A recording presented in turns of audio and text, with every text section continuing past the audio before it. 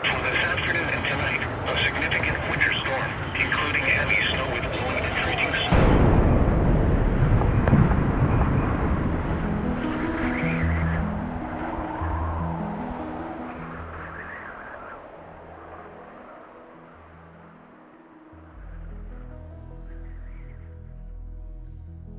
Hello and welcome to the SnowBrains podcast, where it's my job to interview the most interesting people in the snow sports industry and pass their fascinating knowledge on to you, our listeners. I'm your host, Miles Clark.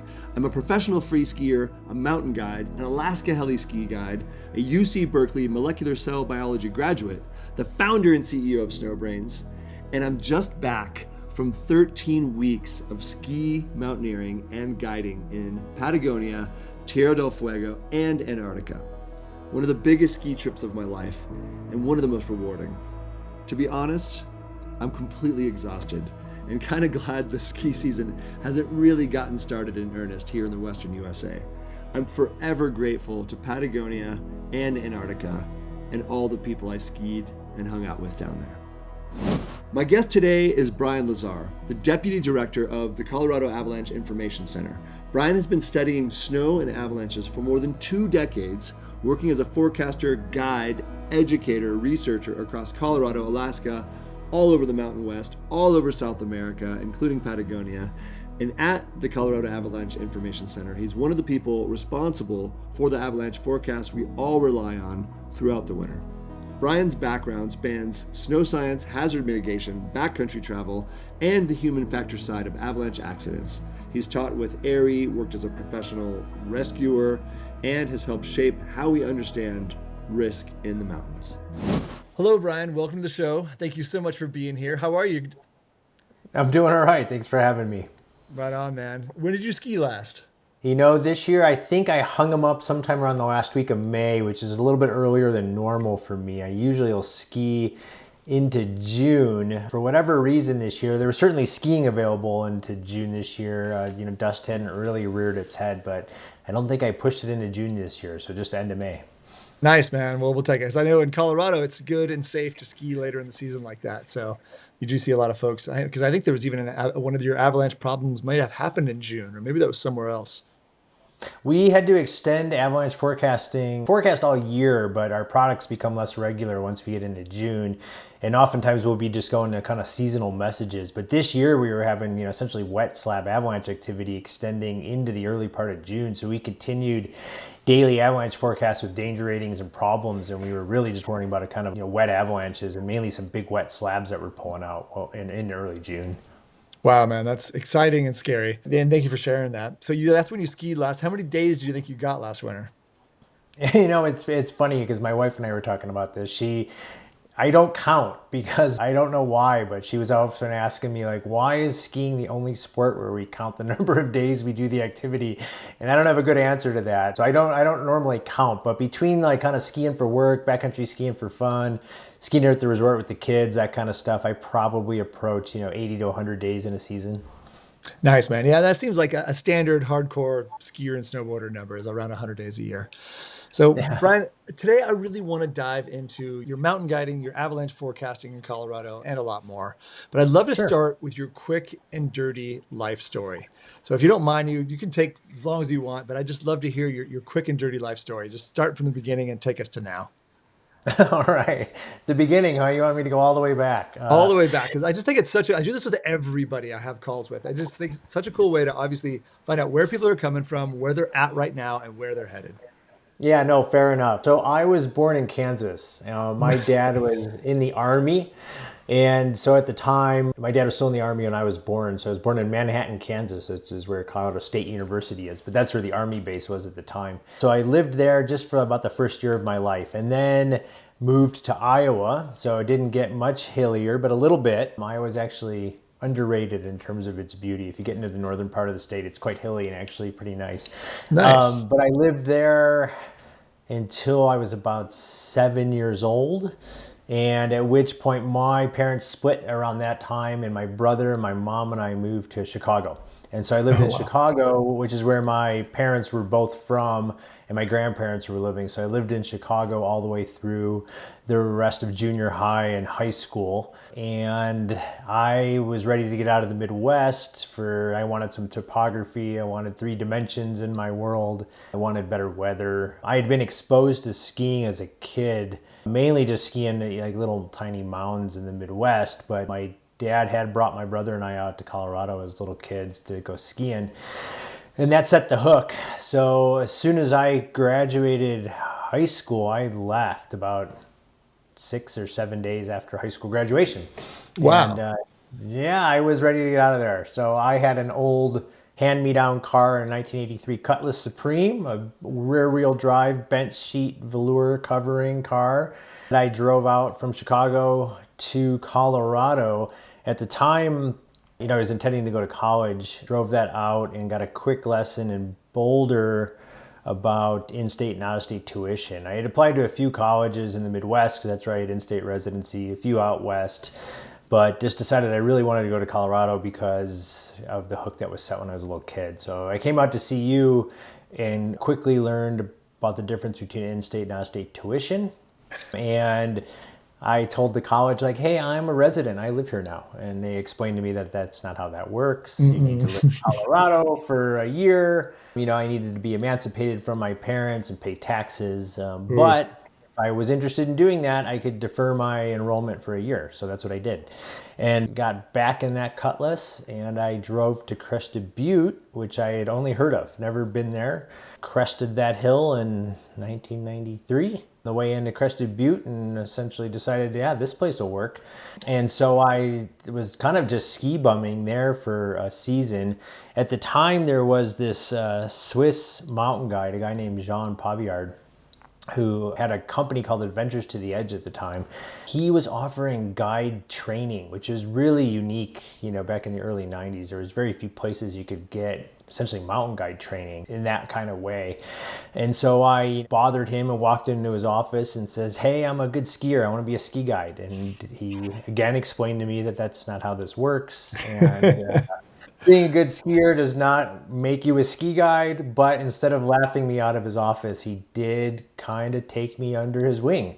Wow. And started the mentorship process. And so that's how I got started down this whole career path. So I started kind of apprenticing with Jean, back in the early 90s. And I owe a lot of my life trajectory to kind of not laughing at me and taking some pity on me and taking me under his wing. So I took my first avalanche course with Jean, back then, started getting into the backcountry. And at that point I was bouncing between Crested Butte and going to Boulder and working on my undergraduate degrees. Sometimes spending winters, just in Crested Butte, trying to work under Jean and get my avalanche courses done and that kind of stuff. During that time, it was when the American Mountain Guide Association was petitioning the international body, the IFMGA, for international recognition, essentially. So, American mountain guide candidates could get their international mountain guiding certification.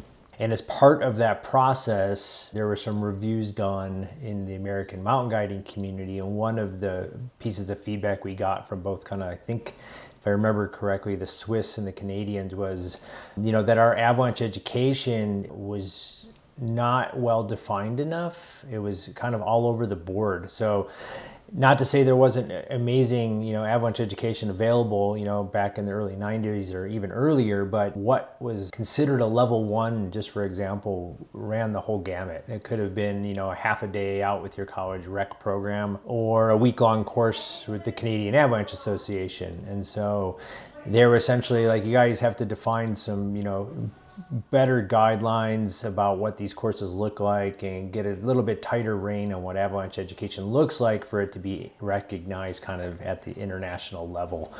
And so that was the impetus behind the founding of AIARE, the American Institute of Avalanche Research and Education. At the time, Jean and some of the Canadian sponsors essentially approached the AAA, the American Avalanche Association, with the feedback that we had gotten, and was wondering if the AAA would have the bandwidth to kind of take over, essentially, or rein in or develop curriculum, evaluation, that kind of stuff around tightening up our avalanche education in the United States as part of this AMGA acceptance process. And at the time, the AAA did not have bandwidth or wherewithal to kind of pull that off. And so Jean started AIARE, brought in some folks from Canada, namely Carl Clausen at the early stages to kind of help develop the program, define curriculum, build content, evaluation processes, so on and so forth. And so I got involved with AIARE at the time just because I was there. I mean, I was just in Crested Butte, just a happenstance. I was training under Jean.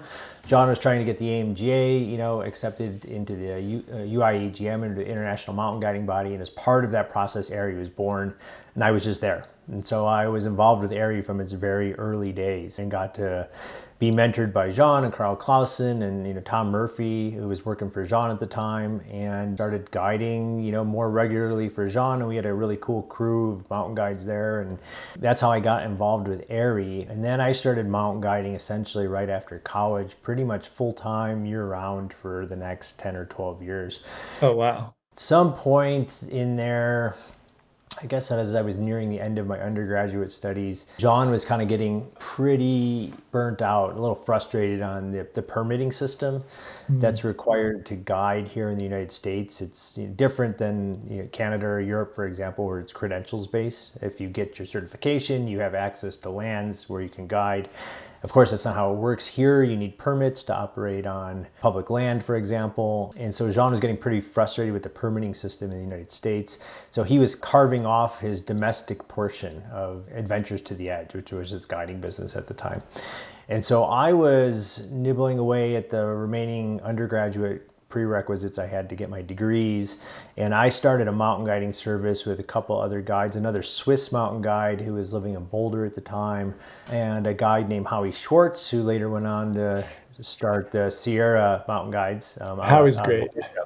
Yeah, so we started a company called Alpine World Ascents out of Boulder, which originally kind of took Jean's domestic portion. So I had some of those permits, started running courses in places like Berthoud Pass, that kind of stuff. Alan Bernholtz took the Crested Butte side of Jean's operation and started Crested Butte Mountain Guides. And that was later bought by Jason Simons Jones, who now works at the A3. And then that was bought by Irwin in the 11 operation now. So the Crested Butte Mountain Guides in that context is gone.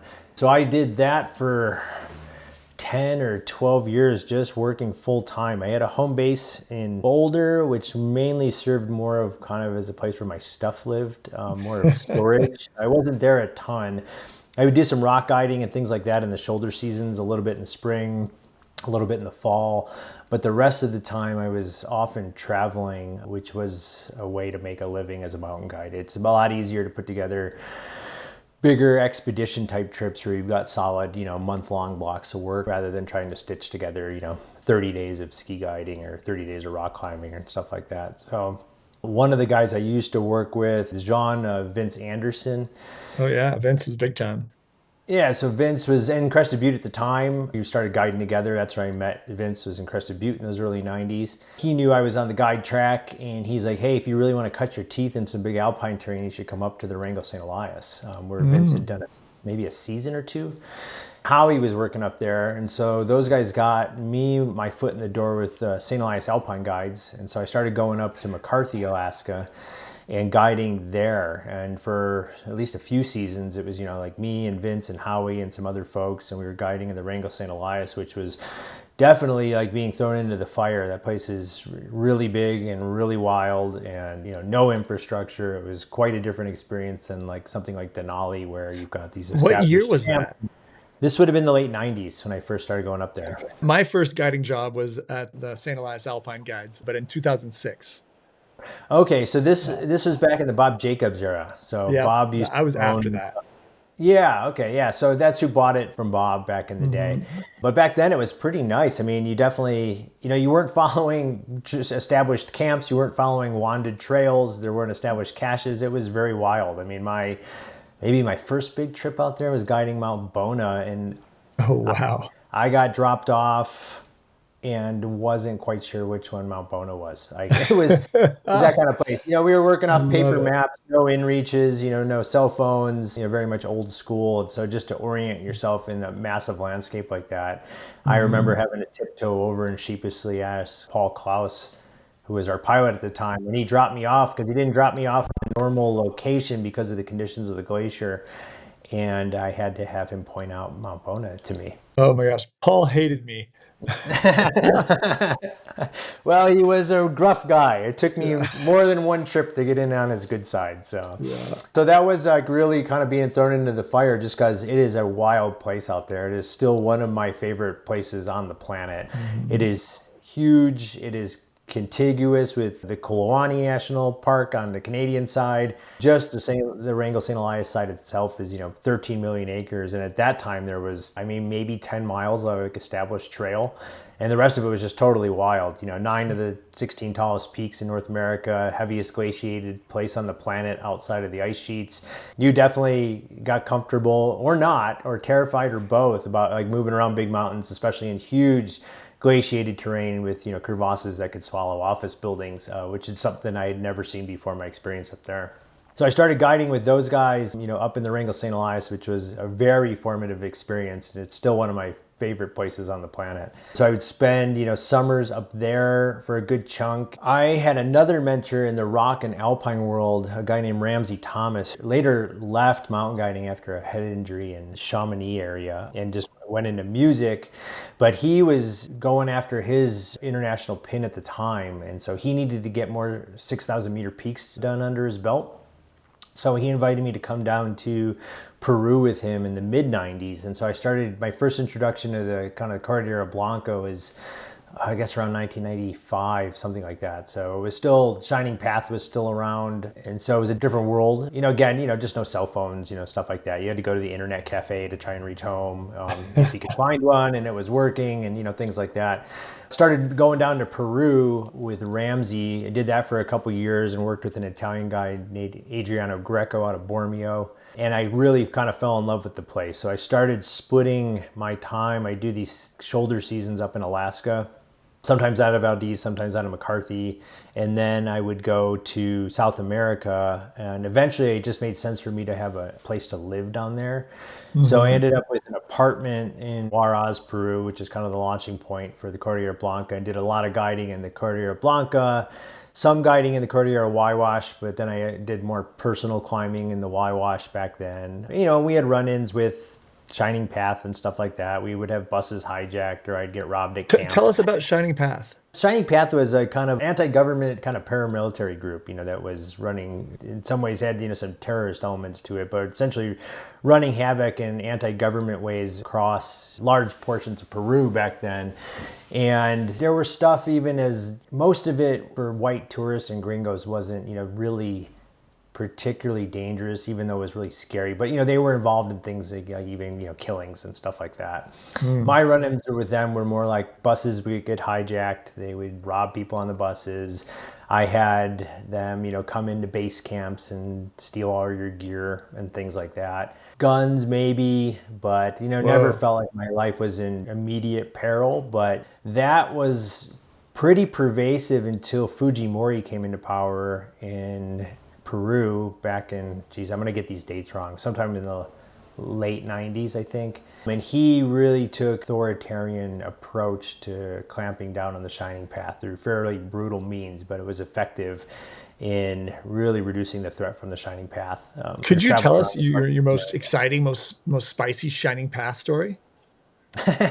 Well, I guess one of them was like we ran across moving into base camp, and I'm trying to remember where we were, maybe up the Santa Cruz Valley, and ran into a brother and sister from Brazil who were hiking. We had gotten wind from just one of the arrieros, or these people that drive the burros kind of around, that there were Shining Path up valley and that we should be heads up about it. And so we had decided to kind of coalesce our tents. We were a little bit more concerned because there was, one woman in our group. They did come down later that evening. We hid her under a bunch of gear and sleeping bags and blankets. They threatened us with pistols, but ended up just basically taking our packs, climbing gear. They left us with one tent, which is where she was lying, and then left with all of our stuff. So that, of course, killed that particular trip because we had to go back to town with our tails between our legs. And that kind of stuff would happen in my first early days down there, and then that started to wane as Fujimori really began this fairly brutal crackdown of the Shining Path. So I had this apartment in Juarez, and I would do all this guiding out of there, and really kind of fell in love with just South America. Just kind of the wildness of it all. It was just chaotic. You never know how things were going to go. So you had to learn to be pretty adaptable. If the road was closed or they set your bus on fire, then you'd have to pivot, do something else. And so it was a pretty exciting place to be. And I did most of the guiding in Peru, but I would go to, the Ecuadorian volcanoes, for example. I spent quite a bit of time in Bolivia, in the Alpablamba range, in the Cordillera Real. And occasionally I go down to Patagonia and do stuff, Torre del Paine, mainly French Valley climbing, that kind of stuff. But it was just based out of Juarez, and it was pretty nice time to be down there. I mean, I was living really cheap. I think my rent was probably $60 a month for a room, something like that. And, meanwhile, you're making American wages, so it was pretty nice. So you could live like pretty nice for, you're making American wages and spending Peruvian money. So it was a nice place to live. I did that. I was probably down there 4 months a year for about a decade, something like that. Wow. And in a lot of the trips, I was running through my own company at the time. But as the guiding world goes, it's not that big a community. And so other guiding services would know I was down there. At that time anyway, like figuring out how to get around the landscape was as important as the climbing objectives, like where to find arrieros and burros or cooks, and where to store cook gear, and how to navigate closed roads and pivot if something was out of condition. Just that local logistic part of it was a big piece. So I'd often have a lot of other guide services reach out to me while I was down there to see if I could run trips for them. So I did some kind of freelancing for other companies while I was down there. And I did that for quite a while, like I said, about 10 years, something like that. So after about 10 or 12 years of kind of just traveling around the world, I was starting to kind of look towards the future a bit more. I had some relationships not work out. It was pretty uncompromising. I didn't want to give up travel, so I can't blame them. Like, hey, if you're not going to be here for 7 months a year, this isn't going to work out. And, in my 20s, I was like, well, yeah, I'm sorry, this is not going to work out. This is my lifestyle, this is what I do. But after you do that for a while and you start living out of a duffel bag for too long, it can lose some of the glamour for sure. And I think, where it really hit me one time was I was home. I was staying at a friend's house, repacking, doing laundry, packing up a duffel bag to head off to Patagonia. And I remember distinctly packing up and telling myself, like, I don't want to go to Patagonia. And that was like a big light bulb moment for me. It's like, oh, yeah, you need to find something else to do. Like this, it was just becoming a grind, essentially, where you used to be like, I'm going to Patagonia, and you'd be stoked. And it just started to wear on me a little bit. And it started to realize, like, hey, if I keep kind of living for myself this way, I'll end up by myself, which is also not what I wanted. So I pivoted. I ended up selling my portion of the guide service at that point. Howie had already moved on and started Sierra Mountain Guide, so he had moved to Bishop. My other partner was Swiss. He bought me out, my ownership portion of Alpine World Ascents, and I decided I was going to go back to grad school. In the meantime, Tom Murphy was the executive director of AIARE, and he did that for a number of years. He was the first executive director while Jean was the president. And after Tom got to the end of his tenure, recruited me to be the executive director of AIARE. So I took that over while I was guiding and had a lot of help from Tom. Although I did have the title of executive director, Tom did a lot of heavy lifting behind the scenes. And so I was the executive director of AIARE for about 8 years, and that spanned this time while I was kind of in the last portion of my full-time guiding career and moving into this next phase. And essentially I was starting to look at people like John and Carl Clausen and my other mentors down the road, and I was like, geez, I don't know, do I really want to be 55 and be guiding full-time? At that point, that was really my only marketable skill. I didn't use my college degree. I was already guiding before I had finished college, and so I got these degrees, but I never used them, never put them into practice. After 10 years or so of doing that, I didn't have any other marketable skill. Guiding was how I made money. I wasn't sure that's what I wanted to do, or that I wasn't sure that's what I wanted to do as my only source of income for the rest of my life. Getting injured, for example, could be a massive financial blow. And so I decided I was going to go back to graduate school, engineering, because that was marketable. I was like, oh, you can always find work as an engineer. but I did not do engineering as an undergraduate. So I went back to graduate school and I got accepted to the engineering program, but I didn't have some of those prerequisites. And so after a huge break from college, I got thrown into like prereq courses for engineers, which in many programs, including the one I was at CU, was really designed to weed kids out of the program. And so I had to go back into like Calc 3 and differential equations and linear algebra, and I hadn't used any of this forever. And so like I sat in on Calc 3, I'm like, I can't take this class. I have to go back. I gotta go back and like redo Calc 1 and 2. So I sat in on these classes and audited them, and I got through the prereqs painfully. And once I started getting kind of near the end of that, it got a little more interesting and a little easier. I ended up taking a statics class with a professor, a guy named Tad Pfeffer, who was one of the main researchers at the Institute of Arctic and Alpine Research, which is also located in Boulder, along with the National Snow and Ice Data Center. So off campus, but internationally renowned kind of research facility. So his office was at Instar. I didn't know this at the time. I was just taking a statics class. And so I did well in his class. And then near the end of the class, he was essentially like, hey, what are you going to do next semester? And I was still mired in all these undergraduate prereq courses. And so I was like, I don't really know. I need to go save up some money. I think I'm going to take next semester off. I've got some trips to Mount Cook. I've got some trips to Kilimanjaro. I'm going to save up some money. I might come back in like a year and finish up grad school. And he's essentially, well, what would you say if I could pay for your graduate school and give you a stipend? And I said, well, that would change everything. And so essentially what Tad was doing was working on some research on temperate mountain glaciers, mainly in Alaska. And so he needed a graduate student who could do the math, but is really comfortable moving around in big glaciated terrain. And so that's why I was attractive to him. Didn't go into graduate school thinking I was going to study kind of snow and ice mechanics or glaciology, but that's where I ended up for that reason. So I ended up working with Tad through the Institute of Arctic and Alpine Research, and I was back in Alaska in the Chugach Range doing most of my research on the Bench Glacier up there, which is near Thompson Pass. So these were kind of like 30, 35-day field campaigns where we'd live out on the glacier and do a bunch of studying there. So that's how I got through graduate school and ended up in the snow and ice mechanics world where we did this research on the Bench Glacier. And then after graduate school, I was going to pursue it. I was going to get a real job. And I took a job at a consulting firm, environmental consulting firm, where I was doing a lot of mainly kind of water resource engineering and hydrology work. That ended up getting into more kind of snow hydrology work because I was really familiar with some of the snowmelt runoff models at the time. A huge portion of the water that we get in the western US is coming from snowmelt. And so essentially it was originally an interest from municipalities, like just wanting to get a handle on the timing and volume of potential runoff. And so I started kind of doing a lot of work in that realm. I did other things like natural resource damage assessments. I mean, you're working at a firm, so you work on a variety of projects.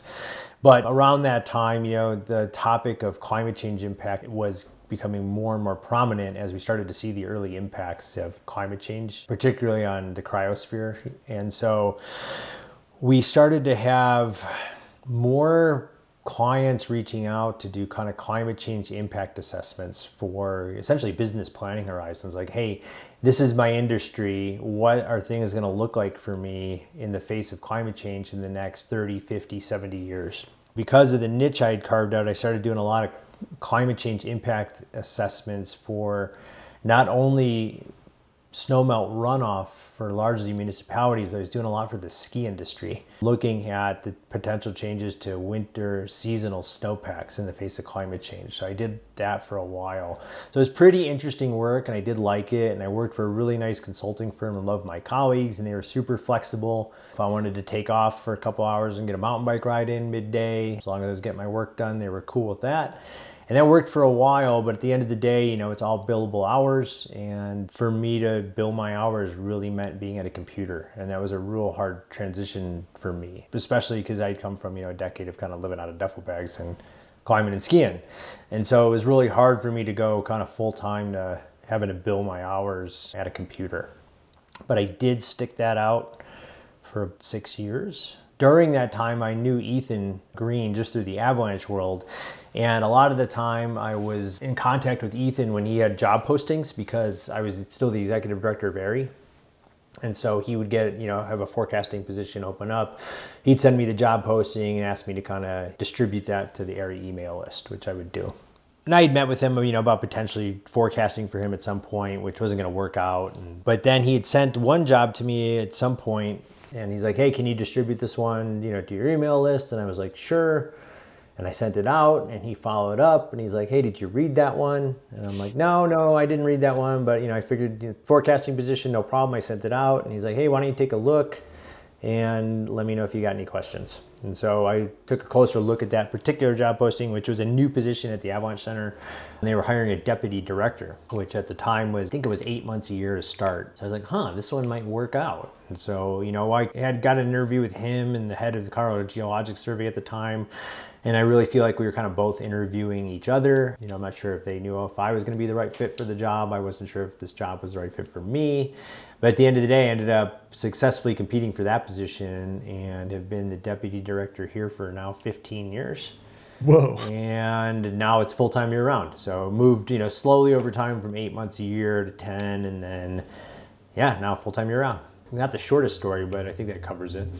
No, that was a unique format. I really liked hearing every detail. But you've got to tell us real quick, as deputy director, I guess, and regional manager for the Central Mountains of the Colorado Avalanche Information Center, what does a typical day look like for you? And how does your team coordinate forecast and communications? Yeah, it's a good question. My typical day has changed a little bit over the years. Or, the center's grown. We've got more people now. We're upwards of maybe 31 people at the center now. Huge. Which is about twice the size than when I started here. And so, a typical day now looks a lot different than it did 15 years ago. It's hard for me to even describe a typical day because it could involve anything. I still do keep my toes in the pool of the forecasting world, so I do pull some forecast shifts, although I don't do that full time anymore. I'm more managing a forecasting team. So I do some forecasting. I do a little bit of field work, not nearly as much as I used to, but it could involve anything from, writing reports, working on budgets, working on weather stations, working on research projects, could be HR issues, could be an accident investigation, could be helping on the Colorado transportation corridors if we've got avalanches that are threatening multiple road sections at the same time. So it can involve a variety of tasks, which is kind of what I like. It's a really good mix of intellectual stimulation. Yes, I spend more time at a computer than I used to, but it's a good percentage of intellectual stimulation. We work with a really talented team with a lot of really smart people. There's always cool stuff, research going on, forecasting going on, and I still get to get outside, on snowmobiles and skis for work. So it's a pretty nice balance, but a typical day is really hard to describe because it varies so much depending on what's going on. Which is what keeps a job interesting and fun. And you must like this job if this has been your longest tenure compared to any of your other jobs. But I would love for you to reach aside, grab that consultant hat, put it back on for me, because I've got to hear what your perspective is on the ski industry. So if you are the consultant that people in the ski industry and ski resorts are calling to say, hey, what does our future look like? How do we mitigate these changes, especially caused by climate change? Because that sounds like that was one of your big focuses. Can you give us a general synopsis, diagnosis, prognosis for, what does the future of the ski industry in North America look like? Yeah, it's interesting you ask because, some of the first studies I did, which are, 2007, something like that, the first horizon we were looking at was essentially 2030. And then we would often look, for the ski industry to plan, they'd often want us to look at other horizons like 2050, 2100. So those are pretty typical, the 2030, 2050, 2100. And we're approaching 2030. And so it got me interested on going back to these predictions we made in 2007 and 8, how far off were we, And we were pretty good. We were pretty spot on. And what were some of those predictions? Yeah, so essentially, here's the deal. Is one of the biggest sources of uncertainty in kind of these climate projections is not so much how the Earth is going to respond in terms of its physics. We're getting a better handle on that stuff. Like our numerical weather models are better and they're getting better every year. Our snowpack models, our energy balance models, they're all getting better and better. Not to say they're perfect, but we understand the physical systems better than we used to. And so what remains is one of the biggest question marks is what we as a planet are going to do, which means like, what are we going to do in terms of one, greenhouse gas emissions as a planet, and two, what are we going to come up with in the way of technological innovations or solutions that may help ameliorate some of those impacts. And because it was such a giant spread of potential outcomes, so back then we used to have these storylines. This all came out of the International Panel for Climate Change. And so you would tell these storylines like, hey, here's what a green world might look like. And so you'd have these green storyline emission scenarios. Here's what our business as usual picture might look like if we just keep plodding along the way we are, and here's what would happen if it got worse, for example. But now those have been replaced with what are called representative concentration pathways, but it's very much kind of the same idea. And so to bracket that uncertainty, what we would do is we would run our snowpack models, given a lower emission scenario, a middle of the road emission scenario, and some kind of high emission scenario. The depressing part is, since I first started doing that work in 2007 or 8, is we've been tracking closer to the high emissions scenario, not even the business as usual scenario from 25 years ago or 20 years ago, but closer to this higher emission scenario, which of course has more dire outcomes. And when you say we, you mean globally? Yes. Fortunately, the greenhouse gases don't stay put. They circulate on a global level. And, the other bad piece of news is, even if we stopped all greenhouse gas emissions today, there's inertia built into the system. So those, the emissions that have already taken place are not going away anytime soon. We're going to live with the consequences of what we've already done for the next 50 years or so. And so some of those initial conclusions, we're looking at, hey, look, these concentrations of greenhouse gases, don't diverge all that much by 2030. It doesn't really matter which path we're on. And that's still largely true. So even though we're trending towards a higher emissions path, it's not that much different than the lower emissions pathway just yet. And so where you start to see those differences really raise their head was around mid-century. It was around kind of the 2050, and then those become exacerbated as you move towards the end of the century or 2100. And so bottom line is, it's without getting into the details, it's actually fairly intuitive. You would imagine that in a warmer world, things would look different. And so if you take changes to climate, which is just changes to the weather day to day over a long period of time, you could break this into really simply, like what's the temperature going to do and what's the precipitation going to do? There was and there continues to be much higher confidence in temperature responses to what we're doing to the planet than precipitation responses, particularly at local levels. And particularly when you get into complex topography like the mountains, we've got a lot more confidence in projecting the direction and magnitude of temperature change than we do in projecting the temperature and magnitude of precipitation changes. So if you hang your hat on the first one, which is just the temperature, you can imagine that if the world got warmer, you would expect more rain to fall as opposed to snow, or that rain to snow ratio would go up. So more precipitation would come as rain. You'd see that on the shoulder seasons. So snowfall would start later in the season. It would move into, in Colorado, we often get our first snow in October. That might start getting pushed into November. You may start to see melting happen earlier and earlier in March, for example. So you kind of start to impact the shoulder seasons, the early and late seasons. And then you'd expect that rain snow line to go up in elevation because temperatures do cool due to environmental lapse rates as you move up in elevation. So you'd expect that altitude at which we can build a seasonal snowpack. And by that I mean, like, I live in Carbondale, Colorado here, so we're about 6,200 feet. So we get snow here, but we don't build a snowpack, right? So snow falls, snow melts. Above that line where snow falls, doesn't melt before it sees more snow, is that line where you can start building continuous seasonal snowpacks. And so you'd imagine that rain snow line starts to creep up in elevation. And so if you think about those impacts to climate, it would make sense that the warmer your ski area is right now, the lower elevation it is right now, and the more rain you get as opposed to snow right now, the less buffer you have to absorb some of these increases in temperature. And so that means, places like in the Sierras are going to feel these dire consequences of warming temperatures sooner than a high elevation, colder interior climate like Colorado. So, the prospect is not great, which really bums me out. I mean, I've got like 2 kids and I would love them to grow up skiing deep, cold snow. It's not to say winter's going to go away. It's just going to be shorter seasons, higher snow lines. And I think, one of the areas where climate science is focusing on now is increasing variability. And so, often what we've talked about in climate science are changes from average or long-term median, typically looking at kind of 30-year records and say like, hey, here's our 30-year normal.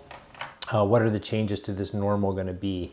But that's losing some of its predictive capabilities because of interannual variability. In other words, we see big swings from season to season.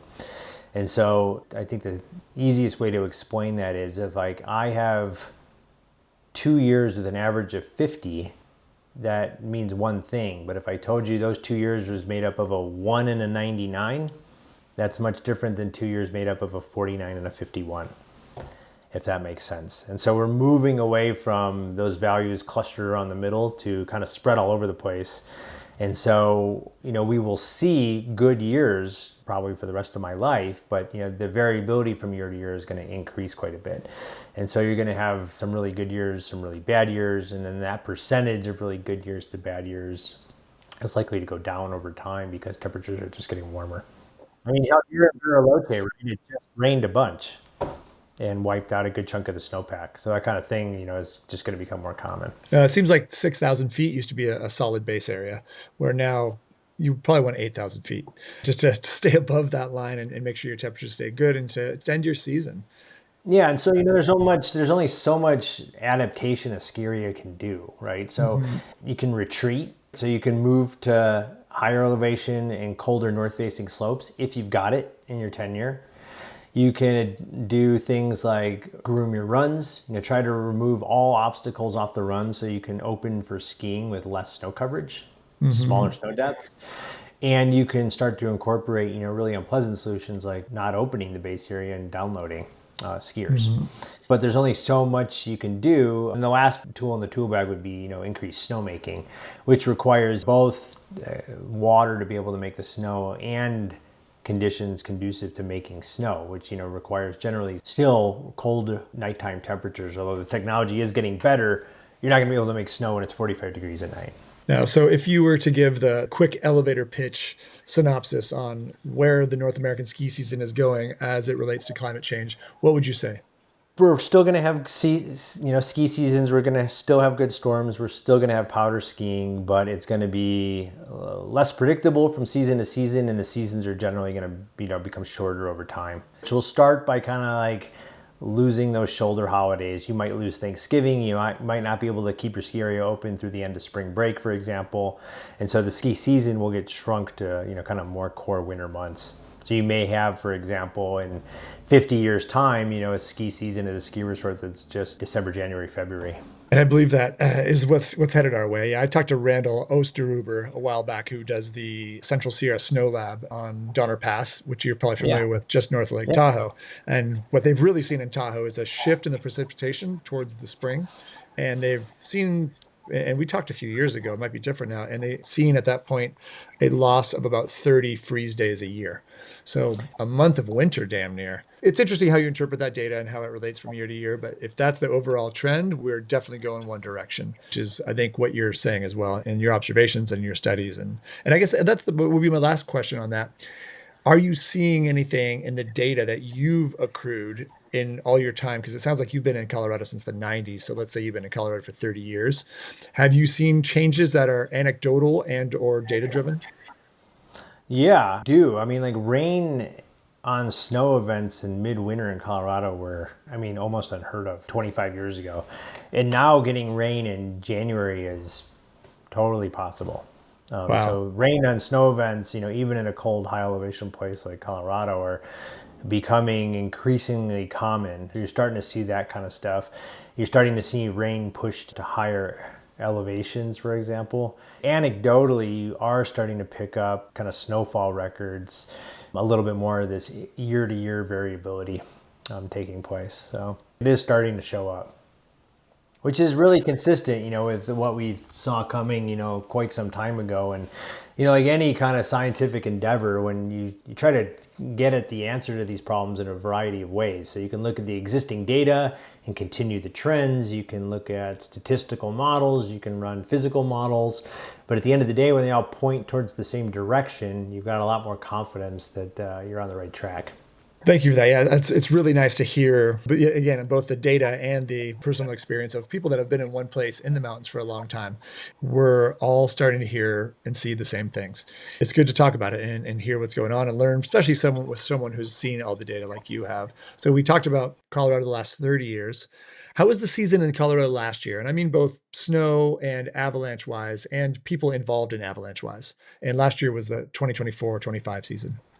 Yeah, so last year we never really kind of got above average. It wasn't a terrible season. It did get as high as into the 90 percentile of like long-term median snowpack, depending on where you were in the state. You did have quite the gradient, and this is, again, may have some kind of imprint of climate change, but things were generally doing better in the northern part of our state, up along the Wyoming border, the Park Range, stuff near Steamboat. Central Mountains did so-so, and then the southern mountains kind of really struggled, like, the San Juan, Sangre de Cristo Range, for example, lagged. And it was a bit weak also. La Nina last year, I forget. Oof, I'm afraid to give an answer because I'm going to get it wrong. I can't remember. No, let's move on. Sorry. Keep going.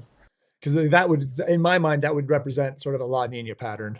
Yeah, and I get asked about like La Nina versus El Nino and that kind of stuff all the time in the grocery store. And I don't pay a ton of attention to it because, its predictive value, particularly in a place like Colorado, is not that great. And so where we end up a lot of times in these like, La Nina, El Nino patterns is essentially in what's called equal chances. And so, you have like, hey, there's a 33% chance you get above normal, 33% chance of normal, 33% chance you're a little bit below normal. So if you're just going to throw a dart at the dartboard, I don't put too much stock into it. The signal is certainly stronger and a little bit more reliable other places, like if you got up into the Cascades, for example. But here in Colorado, we tend not to have a really strong signal based on large-scale oceanic patterns. But what we're seeing are, essentially these atmospheric river type events can really change the character of a season depending on how many we get and when in the season they come. I feel the same way as you. I think the El Nino stuff, the La Nina stuff, it's not as accurate as we all hope it is. But even then, I get a lot of people asking me advice. What should I do? Where should I go? If it's a strong El Nino, I say, hey, I think you should go to Taos. Because you and I both know if Taos has a good year, that place is just mind-blowing. But let's come back to Colorado. So you guys had a below-average snowpack, it sounds like. What was the avalanche season for you? How many folks were caught in avalanches? How many fatalities? And how did it feel out there to you? Yeah, so, every year's got its own unique flavor. Last year was kind of on par. We had about 100, I guess I'm looking at it now. We had 109 people caught in avalanches last year, which is pretty on par for a normal season. So, caught can mean anything from, a slough running over your boots, ski out of the terrain, and that, that's caught in moving debris, to you fully caught, swept, washed on the mountain and buried. So 109 people caught, 81 of those people were not buried. So, we had 28 people that were caught and buried, 9 people injured and 3 killed. And so that is, in terms of the fatalities, below our 10-year running average of about 6 fatalities per season. But, any given season, those numbers are pretty small. And so, a lot of people survived accidents and sometimes by just, sheer luck. And so it'd be easy for that 3 to be a 6 or a 9 if a few stories broke the other way. So it struck me as a fairly normal season in terms of the number of people caught and injured. We deal with persistent weak layers here pretty much, every year. Last year was no exception. So, we had a large chunk of the year where we're dealing with some kind of persistent slab avalanche problem, although we did have a couple wet slab cycles starting in April. We even had wet slabs starting as early as kind of, if I want to get this right, maybe even in February, which is unusual for us to see. We had big warm up in the middle of the winter that popped out a few wet slabs. And then we had some big cycles in kind of April and one that in May that extended into June, like we talked about earlier. And so those, prolonged wet slab cycles are a little bit more unusual for us, but we're starting to get more used to them as time goes on. The US in general did pretty well last year. As far as I saw, you might have different data than I saw, but I saw that there was only 10 avalanche deaths in the USA in 2024, 25, and I think our average is 26 or 27. I know this is a bit more So we had nationwide. 22 fatalities nationwide last year. Oh, really? So I just read it wrong. So we were a little below average, not that 10, much. 10 backcountry tourers who were killed. So okay, I was just on CAIC site and I read the wrong thing. Yeah, so if you go to if you go to our site and you go to the U.S. Avalanche Accident Summary, that'll give you the roll-up table. And that top line are backcountry tourers, which is, what we colloquially call, backcountry skiers, touring on skins. Right. 10 were killed nationwide. But then there's mechanized guided clients, snowmobilers, snowbikers, climbers, guides, patrollers, that kind of thing. I know that you're focused on Colorado, but how did it feel nationwide this year? Maybe we were only 4 or 5 below average. How did that feel? How would you talk about how we did as a nation last year? Again, that's, pretty par. It's, right in the ballpark of what we might see on an average season. Again, every year has got its own unique flavors. Utah, for example, was dealing with a snowpack that is pretty reminiscent of what we might see in a continental. It was so bad this year. Yeah, and so, I had a lot of colleagues and friends from Utah kind of reaching out like, holy crap, like, you guys deal with this all the time. Like, what should we do, And it's just like, Right. rein it in. I mean, It sounds really scary. And it sounded really complicated. And so, at the end of the day, it was like, hey, when the snowpack's super complicated, just simplify your terrain choices. And until you kind of get a better handle on this stuff, you just need bigger buffers. And so wherever you think that line is, take a few steps back. And I think this is maybe obvious to a lot of people, especially you, and maybe even me from the studying I've done, but how do you rein it back? What's safe terrain? Tell us about that. You'll hear this ad nauseum in an avalanche forecast, but if you really want to stay safe completely, you just avoid avalanche terrain, which means you avoid traveling on or underneath slopes that are 30 degrees or steeper, that don't have steeper terrain overhead. And so, sometimes we get people caught off guard because they might be traveling in 20-degree slopes, but because of the nature of persistent weak layers and how they might fail, we will see people trigger a failure that then propagates uphill into steeper terrain and brings down avalanche debris on top of them. So it's really important to consider not only the terrain you're in, but what's overhead, particularly when you're dealing with persistent weak layers and remote triggering. And remote triggering just means you're triggering those avalanches from a distance, and in some really bad weak layer scenarios, you can be triggering these avalanches from 1,000+ feet away. So, Wow. in those kinds of conditions, it's really big buffers when you're moving around avalanche terrain. And as you get a better handle on the nature of your problem, you can start to venture out into steeper slopes on particular aspects and particular elevations. But again, if you're going to really make a life or death decision, and choose to enter a particular slope or drainage, you want to be supremely confident that you're not going to trigger an avalanche, or if you do, the consequences are not going to be, severe enough to injure or kill you. And coming back to Colorado, I was just looking at your graph of the most dangerous. Well, I guess I was looking at the graph of fatalities per month. And so I am curious, your insight after so much time there, what months are the most dangerous to ski and ride in the backcountry in Colorado, and why? Now I have to look it up to make sure I get the ads. Months Yeah, Hold on one sec. because the graph is it's a very much a bell curve. And if I remember right, it's just It is a bell screaming curve. about February. Yeah, so here we go. So you do have a bell curve, and it peaks in January, February, and March, with February being the peak. And I think the easiest way to think about it is, we have a lot of avalanches. Avalanches will start here in October, and we'll see a lot of avalanches, early season. But for them to start to become more threatening over a wide variety of aspects and elevations, you need the volume of the snowpack to build enough to produce larger avalanches.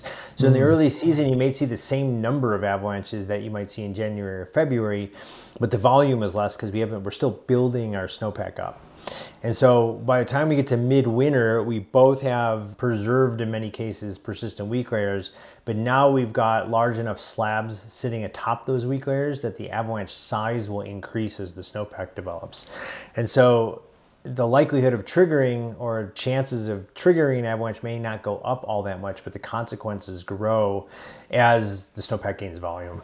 And then we start to see a drop off as we get into like March and April, because we're generally introducing, water into the snowpack warmer temperatures, those weak layers start to slowly gain strength as we move into the spring, and so things just become more predictable. So that midwinter, that January, February, early part of March, is we both have cold snow with persistent weak layers plus enough volume to produce avalanches large enough to really pose a threat. And another chart on that website that I always find so interesting is that Colorado has about twice as many deaths in history than the next closest state, which is Alaska. Why does Colorado have twice as many avalanche deaths as the next state? Well, I think it's a combination of factors. One is just the nature of our snowpack. A high, cold continental snowpack that's conducive to producing persistent weak layers. Those weak layers will stick around for long periods of time because in our cold temperatures, they don't strengthen very rapidly. So we have a snowpack that is conducive to producing dangerous and unpredictable, AKA persistent slab avalanches. And we have a lot of mountainous terrain in very close proximity to large population centers along the Front Range. I mean, you can leave Denver and park your car in under an hour and walk 10 feet into avalanche terrain. And that's not the case in a lot of places. So we've got, a lot of people in close proximity to easy access avalanche terrain. That in combination, with a characteristically dangerous and unpredictable snowpack, I think leads to this fatality rate that we see in Colorado. It's so stark and interesting. And so I'm always so happy to see when you have a low amount of fatalities as we did this past season. That's great. And I do give credit. Some of that credit has to go to the organization that you're in. And also in the CAIC, we talked about the increasing variability of snowfall patterns, weather, climate, everything. How is the CAIC adapting its forecasting models, messaging, especially as climate change continues to affect avalanche frequency and severity? Well, I think, we're adapting in some ways using just old tried and true tricks. And so, essentially going back to first principles of avalanche forecast, you got to look at the existing snowpack, you got to look at the incoming weather to forecast avalanche conditions. I think that's one part of it. And I don't mean that to be flippant. It's like essentially how we've always done it. But it's easy, especially if you've been doing it a long time, to look towards analogous years in the past. Like, hey, this year reminds me of 1996. And in 1996, here's what happened. And those surrogate years, those like years are becoming trickier to find because we're starting to see things and events that we don't have a historical analog for. And so it's harder for us, and I think it's more of a cautionary advice, particularly for people that have been doing this a long time, that like, hey, looking back to years that remind you of the current one we're in is losing some of its predictive value because it's harder to find analogs in the past because we're seeing different things. And so because we're seeing different things like rain to higher elevation, different kind of character of these atmospheric river events, we have to go back to kind of first principles of avalanche forecasting, which is snowpack, weather, avalanches, and human interaction with them. But it's not to say we don't have some other tools in our tool basket. And so, as things like machine learning, AI, snowpack models all start to advance, we can harness some of that computer power to help us have essentially almost another forecaster in the room that can help us maybe see things that a human being wouldn't. And so we are working, pretty diligently to incorporate that kind of stuff into our operational forecasting workflow. And you're essentially saying AI it will get involved in avalanche forecasting. It's inevitable. Yeah. I mean, it's already happening to some degree, right? So like we're already looking at running snowpack models over finer and finer scales. The end game of being snowpack models are one piece of what you might put into an avalanche prediction model. And so, to integrate all of that data, to look for spatial and temporal patterns in the data and the model output. It's one thing to run a bunch of snowpack models at 2-kilometer grid scales, but someone has to interpret, digest, and put out meaningful information that's coming from all of these data streams. Computers can and do help us do that. And that's great because that kind of folds into my next question is looking ahead, what emerging challenges or opportunities in avalanche science and safety have you excited or scared? And maybe AI is one. Are there any others?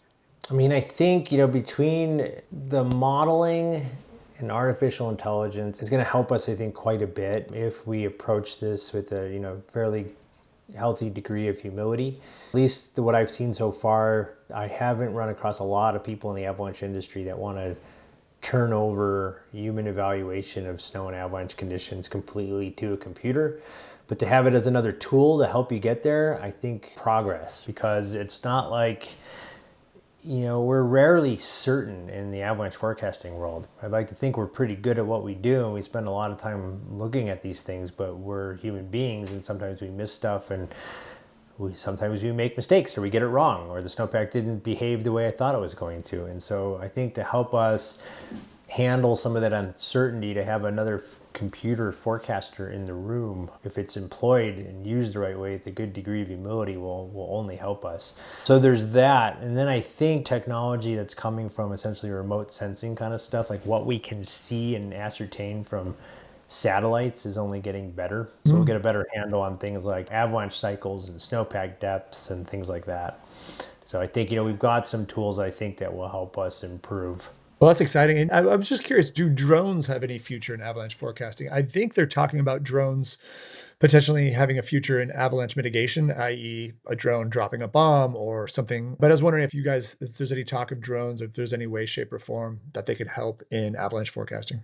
Yeah, it just depends what you hang on these things. So, you're talking about mitigation. So you're going to have, drones that can fly around and, deliver explosives to help mitigate avalanche risk, as one example. We also can use drones to fly around and take imagery so we can better document avalanche cycles. They can certainly help in things like search and rescue. And there was a recent case, where was it, California, I think, where a drone found, like a missing hiker by the drone picking out, a helmet from a rock landscape because those several pixels didn't look right. And that was just in the news recently.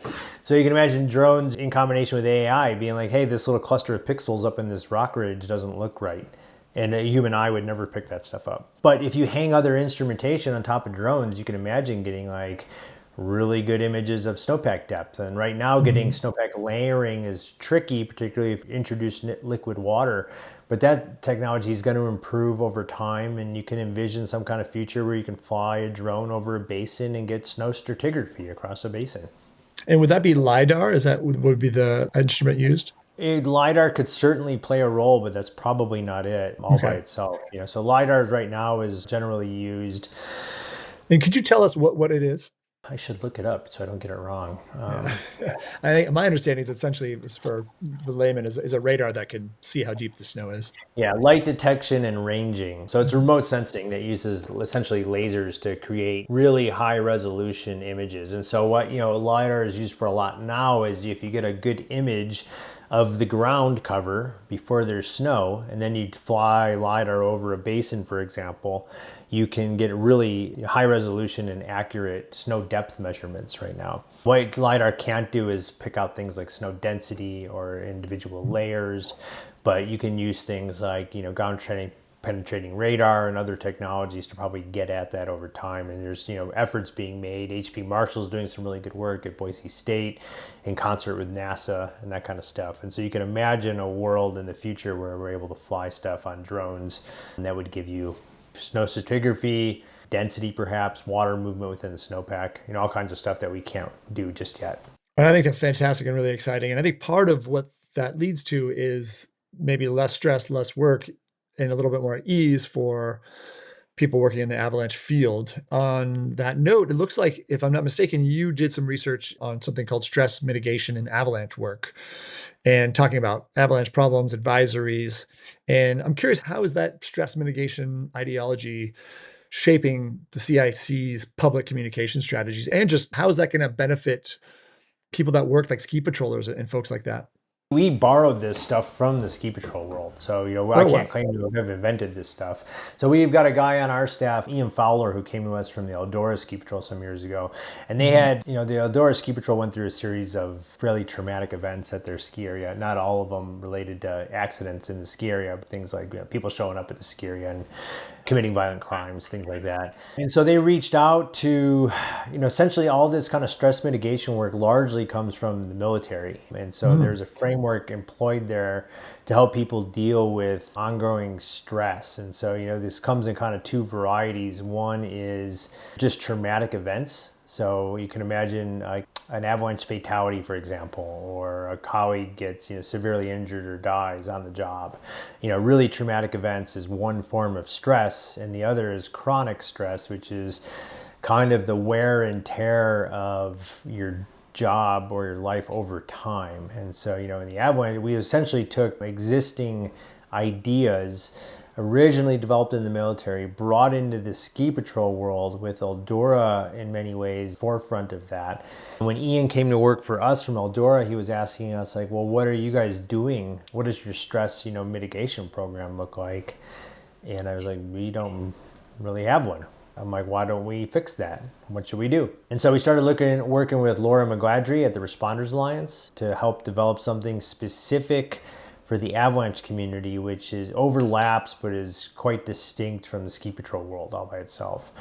Laura's advice and prodding, developed tools that were very much modeled off those developed by the military, but put them in our own language. And so, we put a stress continuum model in the language and in the presentation of the North American Avalanche Danger Scale. We used language that resonates and is familiar to avalanche forecasters.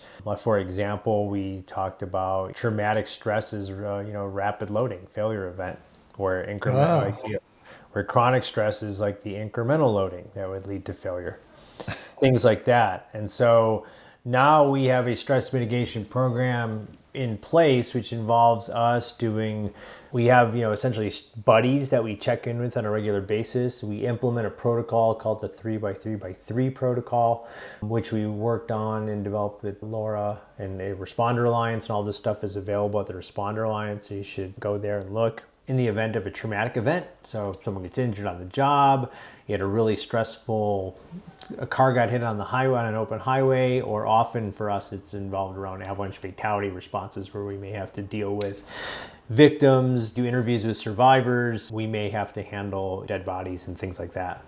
And so we follow this protocol and we check in with each other and we fill out these essentially check-in forms, and then we kind of keep tabs on each other. And if we start to fail some of these metrics in these regularly scheduled programs, then we can trigger essentially intervention with professional help. And so when we were originally doing this, and Laura was like, hey, you need to write this up for ISSW. He's like, why do we have to? This is already out there. We're not doing anything new. And she's essentially like, well, you're doing it. It's new to the avalanche world. So what you're doing is new because it's never been done in this context. And so we wrote that paper together and then presented at the ISSW in Bend.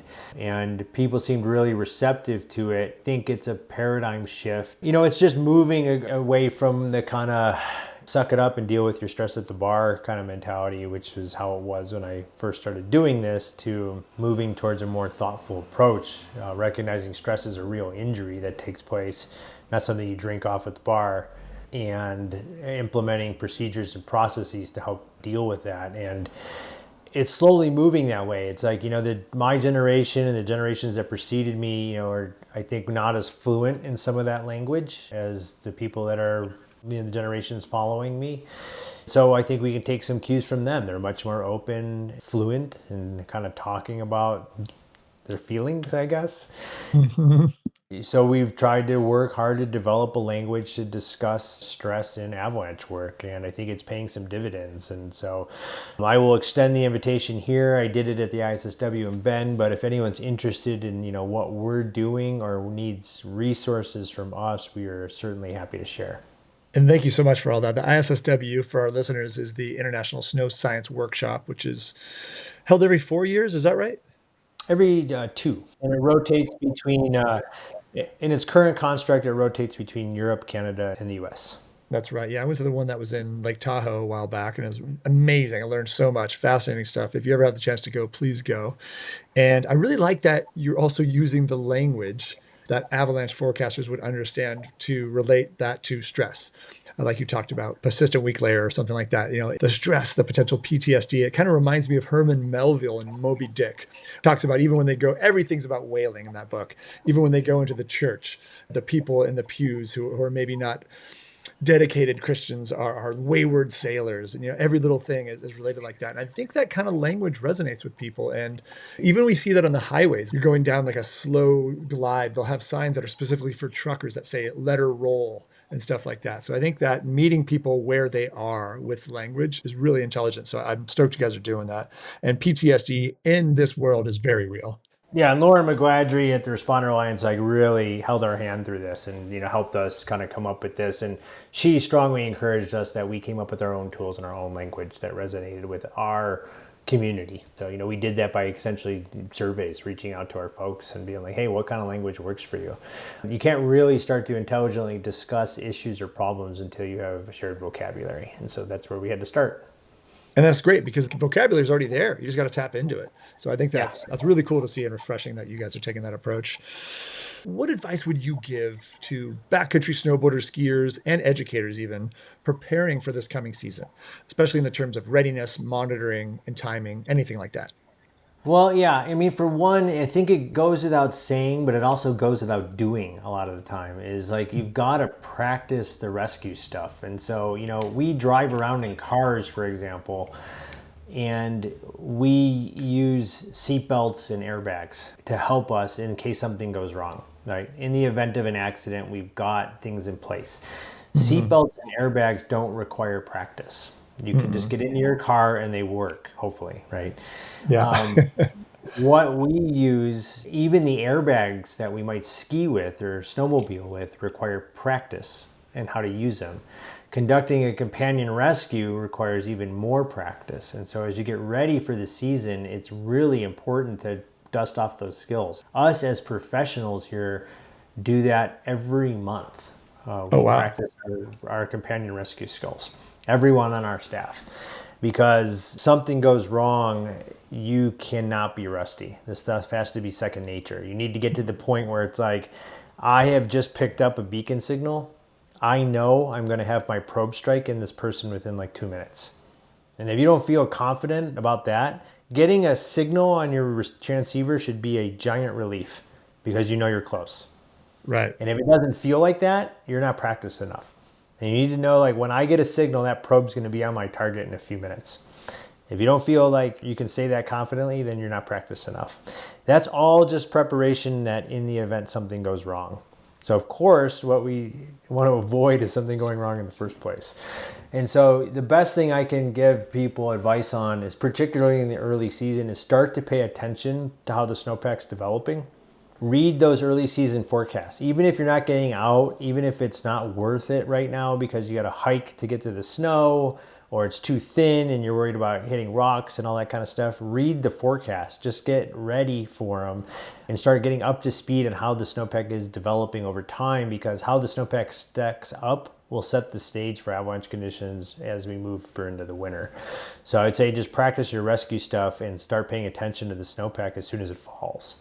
Appreciate that. And for aspiring avalanche forecasters or educators, and I know a lot of these folks, what fields of study or experiences should they pursue today that would put them in a great position to be well equipped for this type of work?